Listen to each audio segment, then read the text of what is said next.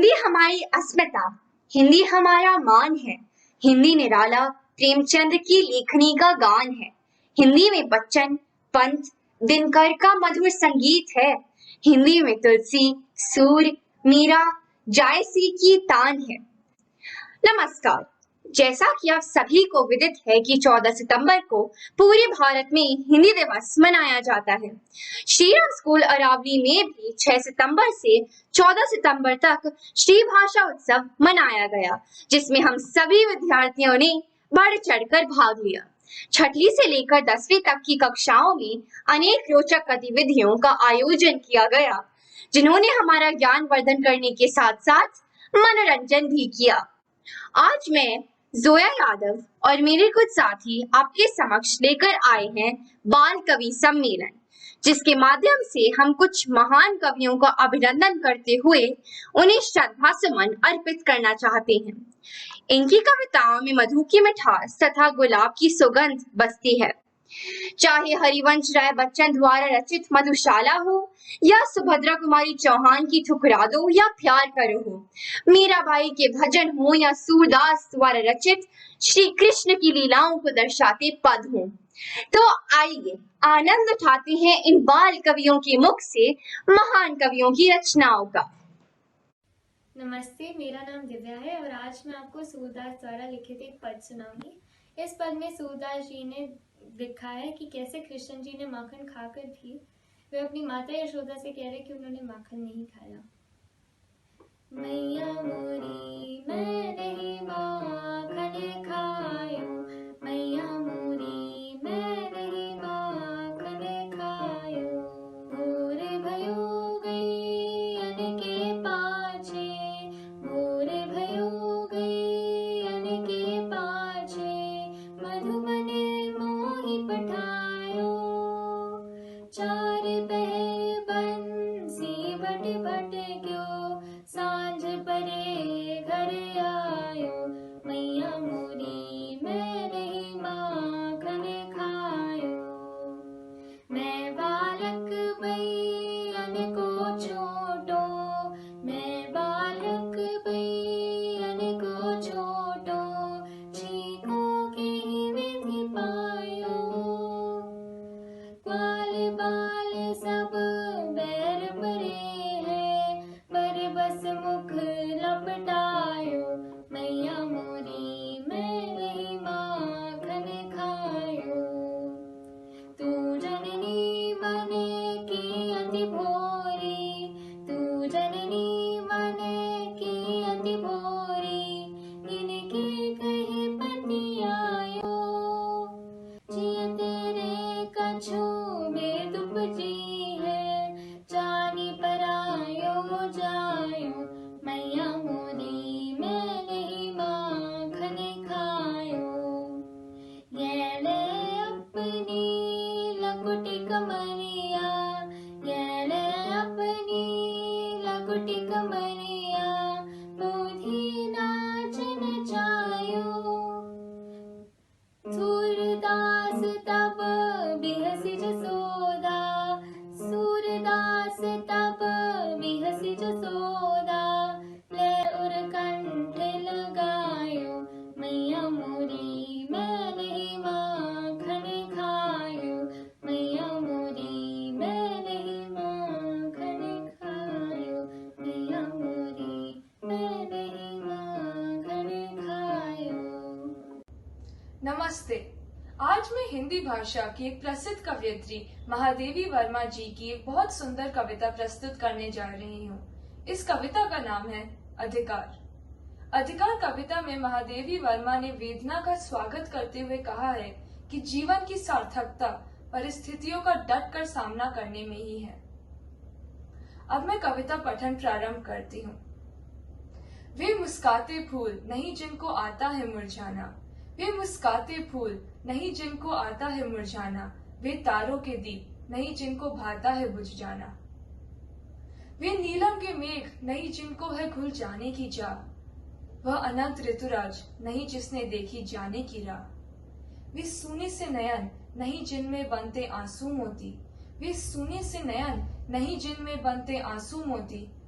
वह प्राणों की सेज नहीं जिसमें बेसुध पीड़ा सोती। ऐसा तेरा लोक वेदना नहीं, नहीं जिसमें अवसाद, जलना जाना नहीं, नहीं जिसने जाना मिटने का स्वाद। क्या अमरों का लोक मिलेगा तेरी करुणा का उपहार? रहने दो हे देव, अरे यह मेरा मिटने का अधिकार, यह मेरा मिटने का अधिकार। धन्यवाद। नमस्ते, मेरा नाम उर्वशी है। मैं कक्षा 10 की छात्रा हूँ और आज मैं श्री केदारनाथ अग्रवाल जी द्वारा लिखित कविता प्रस्तुत करने जा रही हूँ। इस कविता का शीर्षक है वह चिड़िया जो। वह चिड़िया जो चोंच मारकर दूध भरी जुंडी के दाने रुचि से रस से खा लेती है, वह छोटी संतोषी चिड़िया नीले पंखों वाली मैं हूँ, मुझे अन्न से बहुत प्यार है।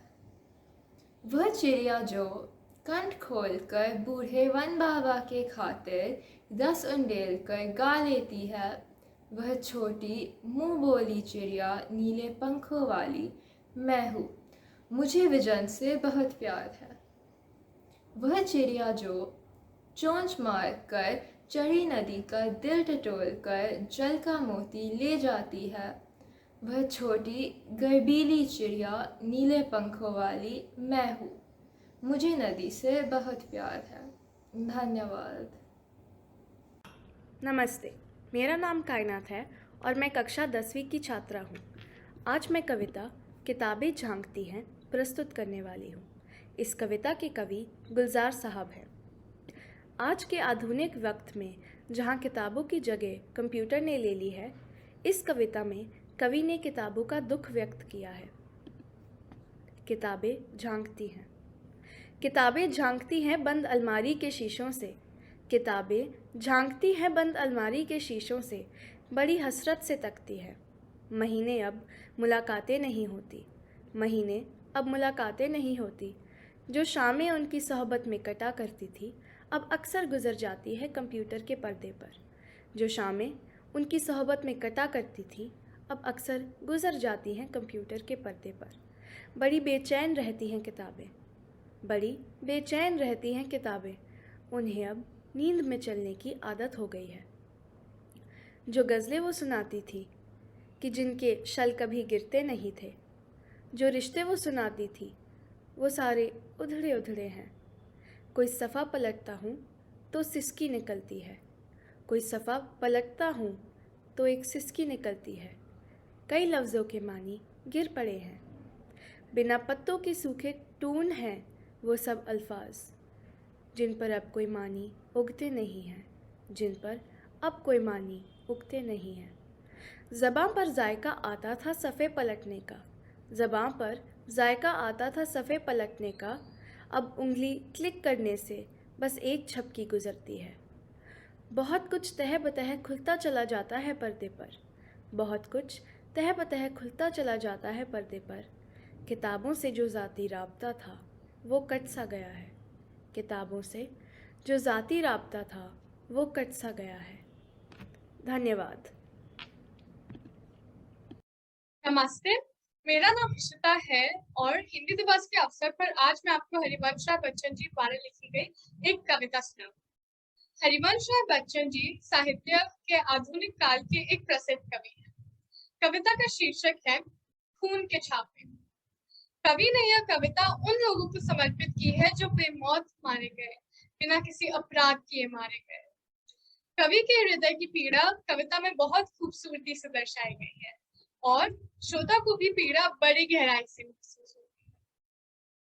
सुबह सुबह उठकर क्या देखता हूँ कि मेरे द्वार पर खून रंगे हाथों से कई छापे लगे हैं और मेरी पत्नी ने एक स्वप्न देखा है कि एक नरकंकाल आधी रात को एक हाथ में खून की बाल्टी लिए आता है और दूसरा हाथ उसमें डुबोकर हमारे द्वार पर एक छापा लगाकर चला जाता है। फिर दूसरा आता है, फिर दूसरा आता है, फिर दूसरा, फिर दूसरा, फिर ये बेगुनाह खून किनका है? क्या उनका जो सदियों से सताए गए, जगह जगह से भगाए गए? ये बेगुनाह खून किनका है? क्या उनका जो सदियों से सताए गए, जगह जगह से भगाए गए, दुख सहने के इतने आदी हो गए कि मित्रों के सारे भाग, और जब मौत के मुंह में जाने का हुक्म हुआ, निर्विरोध चुपचाप चले गए। उसकी विषैली सांसों में घुटकर सदा के लिए सो गए। की रक्त की छाप अगर लगनी ही थी तो किन के द्वार पर? उनकी रक्त की छाप अगर लगनी ही थी तो किन के? ये बेज़बान खून किनका है? ये बेज़बान खून किनका है? क्या उनका जिन्होंने आत्माहन शासन के शिकंजे की पकड़ से, जकड़ से छूटकर उठने उभरने का प्रयत्न किया था और उन्हें दबाकर, दलकर, कुचलकर पीस दिया गया था? उनके रक्त की छाप अगर लगनी ही थी तो किनके द्वार पर? उनकी रक्त की छाप अगर लगनी ही थी तो किनके? ये बेपनाह खून किनका है? ये बेपनाह खून किनका है? क्या उनका जो तवारीख की एक लेख से अपने ही वतन में एक जलावतन है? क्या उनका जो बहुमत के आवेश पर, सनक पर, पागलपन पर अपराधी, दंडे और वध्य करार दिए जाते हैं? निर्वास, निर्धान, निर्वसन, निर्मम कत्ल किए जाते हैं? उनके रक्त की छाप अगर लगनी ही थी तो किन के द्वार पर? उनकी रक्त की छाप अगर लगनी ही थी तो किन के द्वार पर? लेकिन इस अमानवीय अत्याचार, अन्याय, अनुचित, अकरणीय, अकरुण का दायित्व किसने लिया? जिनके भी द्वार पर ये छापे लगे उसने पानी से घुला दिया, चूने से बुला दिया। जिसके भी द्वार पर ये छापे लगे उसने पानी से घुला दिया, चूने से पुता दिया। किंतु कभी द्वार पर छापे ये लगे रहे जो अनीति, अति के कथा कहे, व्यथा कहे और शब्द यज्ञ में मनुष्य के कलुष दहे। और मेरी पत्नी ने स्वप्न देखा है कि नर कंकाल कभी कभी के द्वार पर ऐसे ही छापे लगा रहे हैं, ऐसे ही शब्द ज्वाला जगा रहे हैं, ऐसे ही शब्द ज्वाला जगा रहे हैं। धन्यवाद। अब प्रस्तुत है सुभद्रा कुमारी चौहान द्वारा रचित कविता कदम का पेड़, जिसे सुनकर हम सभी के बचपन की यादें ताजा हो जाएंगी। यह कदम का पेड़ अगर माँ होता यमुना तीरे, मैं भी उस पर बैठ कन्हैया बनता धीरे धीरे। ले देती यदि बांसुरी तुम 2 पैसे वाली, किसी तरह नीचे हो जाती ये कदम की डाली। तुम्हें नहीं कुछ कहता पर मैं चुपके चुपके आता, उस नीची डाली से अम्मा ऊंचे पर चढ़ जाता। वहीं बैठ फिर बड़े मज़े से मैं बांसुरी बजाता, अम्मा अम्मा कह वंशी के स्वर में तुम्हें बुलाता। तो मांचल फैलाकर अम्मा वहीं पेड़ के नीचे, ईश्वर से कुछ विद्या करती बैठी आंखें मीचे।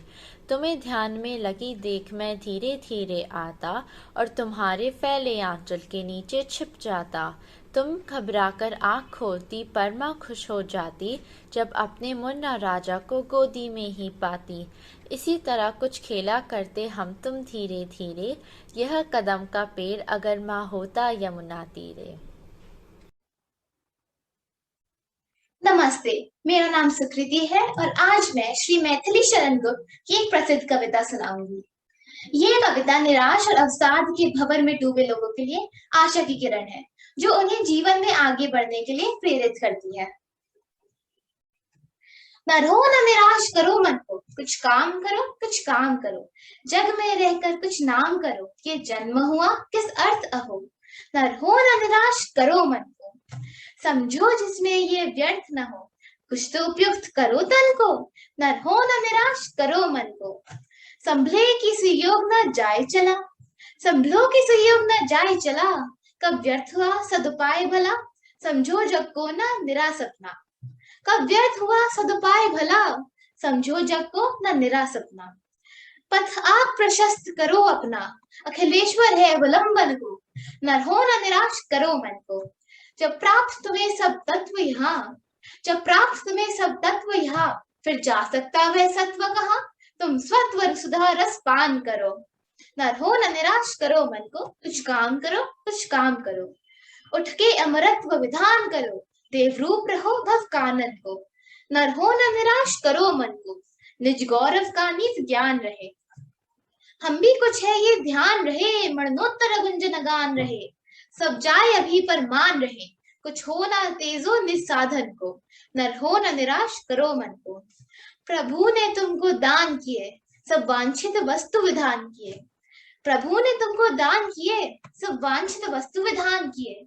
तुम प्राप्त करो उनको न हो, फिर है ये किसका दोष कहो। तुम प्राप्त करो उनको न हो, फिर है ये किसका दोष कहो। समझो न लभ्या किसी धन को, समझो न लभ्या किसी धन को। न हो न निराश करो मन को। किस गौरव के तुम योग्य नहीं, तब कौन तुम्हें सुख भोग्य नहीं। न हो न निराश करो मन को, कुछ काम करो कुछ काम करो। धन्यवाद। नमस्कार, मैं विदर गुप्ता आज आपके सामने श्री सोहनलाल द्विवेदी जी की एक कविता प्रस्तुत करने जा रहा हूँ। कविता का शीर्षक है कोशिश करने वालों की कभी हार नहीं होती। यह कविता हमें कभी भी हिम्मत न हारने का संदेश देती है और लक्ष्य को पाने के लिए कोशिश करते रहने की प्रेरणा देती है। अब मैं कविता पाठन शुरू करूंगा। लहरों से डरकर नौका पार नहीं होती, कोशिश करने वालों की कभी हार नहीं होती। नन्ही चींटी जब दाना लेकर चलती है, चलती दीवारों से 100 बार फिसलती है। मन का विश्वास रगों में साहस भरता है, चढ़कर गिरना गिरकर चढ़ना न खाता है। मेहनत उसकी बेकार हर बार नहीं होती, कोशिश करने वालों की कभी हार नहीं होती। डुबकियां सिंधु में गोताखोर लगाता है, जा जाकर खाली हाथ लौट कर आता है। मिलती न सहज ही मोती गहरे पानी में, बढ़ता दूना विश्वास इसी हैरानी में। मुट्ठी उसकी खाली हर बार नहीं होती, कोशिश करने वालों की कभी हार नहीं होती। असफलता एक चुनौती है, स्वीकार करो। क्या कमी रह गई देखो और सुधार करो। जब तक न सफल हो नींद चैन को त्यागो तुम, संघर्षों का मैदान छोड़ मत भागो तुम। कुछ किए बिना ही जय जयकार नहीं होती, कोशिश करने वालों की कभी हार नहीं होती। नमस्ते, मेरा नाम रूहानी सरीन है और मैं आज आपके सामने झांसी की रानी कविता प्रस्तुत करने वाली हूँ। इस कविता की कवयित्री सुभद्रा कुमारी चौहान है। प्रस्तुत कविता में कवयित्री ने सन 1857 के युद्ध में झांसी की रानी लक्ष्मीबाई द्वारा दिखाई गई वीरता और साहस की झलक प्रस्तुत की है। झांसी की रानी। सिंहासन हिल उठे, राजवंशों ने भृत कुटी तानी थी। बूढ़े भारत में भी आई फिर से नई जवानी थी। गुमी हुई आज़ादी की कीमत सबने पहचानी थी। दूर फिरंगी को करने की सबने मन में ठानी थी। चमक उठी सन 57 में वह तलवार पुरानी थी। बुंदेले हर बोलो के मुँह हमने सुनी कहानी थी। खूब लड़ी मर्दानी वो तो झांसी वाली रानी थी। कानपुर के नाना की मुँह बोली बहन छबीली थी। लक्ष्मीबाई नाम पिता की वह संतान अकेली थी। नाना के संग पढ़ती थी वह, नाना के संग खेली थी। बर्छी डाल कृपाण कटारी उसकी यही सहेली थी। वीर शिवाजी की गाथाएं उसको याद जबानी थी। बुंदेले हर बोलो के मुँह हमने सुनी कहानी थी। खूब लड़ी मर्दानी वो तो झांसी वाली रानी थी। लक्ष्मी थी या दुर्गा थी वह स्वयं वीरता की अवतार। देख मराठा पुलकित होते उसकी तलवारों के वार। नकली युद्ध व्यू की रचना और खेलना खूब शिकार, स्नेह खेलना दुर्ग तोड़ना, ये थे उसके प्रिय खिलवाड़। महाराष्ट्र कुल देवी उसकी भी आराध्य भवानी थी, बुंदेलहर बोलो के मुँह हमने सुनी कहानी थी। खूब लड़ी मर्दानी वो तो झांसी वाली रानी थी। हुई वीरता की वैभव के साथ सगाई झांसी में, ब्याह हुआ रानी बन आई लक्ष्मीबाई झांसी में। राजमहल में बजी बधाई खुशियाँ छाए झांसी में, सुबुट बुंदेलों की वृदावली सी आई वह झांसी में। चित्रा ने अर्जुन को पाया शिव से मिली भवानी थी, बुंदेलहर बोलो के मुँह हमने सुनी कहानी थी। खूब लड़ी मर्दानी वो तो झांसी वाली रानी थी। उदित हुआ सौभाग्य मुदित महलों में खुशहाली चाय, किंतु काल घटी चुप चुप के काली घटा घेर लाई। तीर चलाने वाले घर में उसे चूड़िया कब भाई, रानी विधवा हुई हाय विधि को बिना दया आए। नी संतान मरे राजा जी रानी शोक समानी थी, बुंदेलहर बोलो के मुँह हमने सुनी कहानी थी। खूब लड़ी मर्दानी वो तो झांसी वाली रानी थी। धन्यवाद। नमस्ते, मेरा नाम नव्या मंग्या है और आज मैं आपको श्री नामधारी सिंह दिनकर जी की एक प्रसिद्ध कविता सुनाने जा रही हूँ, जिसका शीर्षक है कृष्ण की चेतावनी। इस कविता में उस घटना का वर्णन किया गया है जबकि श्री कृष्ण महाभारत के युद्ध से पहले कौरवों के पास शांति का प्रस्ताव लेकर जाते हैं, परंतु दुर्योधन उस प्रस्ताव को ठुकराकर श्री कृष्ण को अपमानित करता है। उसके उपरांत कृष्ण भगवान अपना विशालकाय रूप ले लेते हैं। वर्षों तक वन में घूम घूम बाधा विघ्नों को चूम चूम, सह धूप घाम पानी पत्थर पांडवाए कुछ और निखर। सौभाग्य न सब दिन सोता है, देखें आगे क्या होता है। मैत्री की राह बताने को, सबको सुमार्ग पर लाने को, दुर्योधन को समझाने को, भीषण विध्वंस बचाने को, भगवान हस्तिनापुर आए पांडव का संदेशा लाए। दो न्याय अगर तो आधा दो, पर इसमें भी यदि बाधा हो तो दे दो केवल 5 ग्राम। रखो अपनी धरती तमाम, हम वहीं खुशी से खाएंगे, परिजन पर असीना उठाएंगे। दुर्योधन वह भी न दे सका, आशीष समाज की ले न सका। उल्टे हरि को बांधने चला, जो था असाध्य साधने चला। जब नाश मनुज पर छाता है, पहले विवेक मर जाता है। हरि ने भीषण हुंकार किया, अपना स्वरूप विस्तार किया। डगमग डगमग दिग्गज डोले, भगवान कुपित होकर बोले, जंजीर बढ़ा कर साध मुझे, हाँ हाँ दुर्योधन बांध मुझे। थी सभा सन, सब लोग डरे, चुप थे या थे बेहोश पड़े। केवल 2 नर नाग आते थे, धृतराष्ट्र विदुर सुख पाते थे।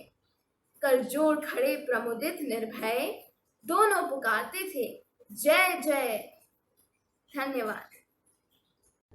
नमस्ते, मेरा नाम विनती है और आज मैं कवि माखनलाल चतुर्वेदी जी की कविता पुष्प की अभिलाषा को प्रस्तुत करने वाली हूँ।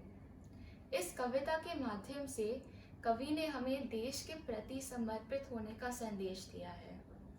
इस कविता में पुष्प के माध्यम से कवि ने हमें अपने देश के लिए त्याग बलिदान करने के लिए भी प्रेरित किया है। अब मैं इस कविता को गाऊंगी। चाह नहीं मैं सुरबाला के गहनों में गूंथा जाऊं, चाह नहीं प्रेमी माला में बिंद प्यारी को ललचाऊं, चाह नहीं सम्राठों के शव पर हे हरि डाला जाऊं, चाह नहीं देवों के सिर पर चढ़ूं भाग्य पर इठलाऊं, मुझे तोड़ लेना वनमाली, उस पथ पर देना तुम फेंक, मातृभूमि पर शीश चढ़ाने, जिस पथ पर जावे वीर अनेक। विस्पत पर जावे वीर अनेक। धन्यवाद। इसी के साथ यह कवि सम्मेलन समाप्त होता है। आशा है आपको हमारा आज का कार्यक्रम पसंद आया होगा। तो आइए अब देखते हैं श्री भाषा उत्सव के दौरान कराई गई गतिविधियों की कुछ झलकियां।